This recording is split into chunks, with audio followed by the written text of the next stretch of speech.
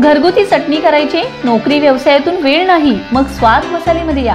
चवीला चटणी कशी हवी ते सांगा। निवडक मसाले भाजून कांदा शिजवून बारीक अशी चटणी करून देणार, तेही तुमच्या नजरेसमोर। वा, आता तुमच्या जेवणाला चव येणार। प्रत्येक गृहिणी अभिमानाने स्वाद मसालेचंच नाव घेणार। आमचा पत्ता स्वाद मसाले, गेस्ट हाऊस शेजारी पलूस, साळशिंगे रोड, महात्मा विद्यालय शेजारी विटा। संपर्क 99 625 215 88 558 081 62।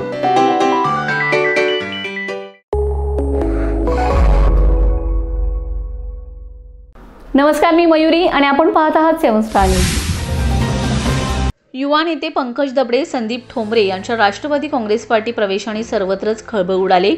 याचीच राजकीय वर्तुळात जोरदार चर्चा सुरू आहे। पंकज दबडे व त्यांच्या सर्वच कार्यकर्त्यांनी तडकाफडकी भाजपाला अचानक रामराम ठोकला। त्यातच पुन्हा राजीनामा दिल्यावर कुठे प्रवेश करणार याची चर्चा सुरू होती।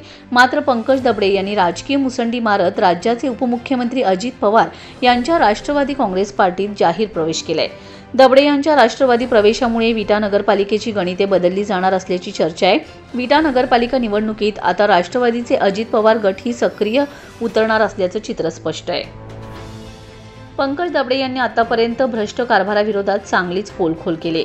आमदार गोपीचंद पडळकर यांना मोठा दणका बसल्याचंही बोललं जात आहे।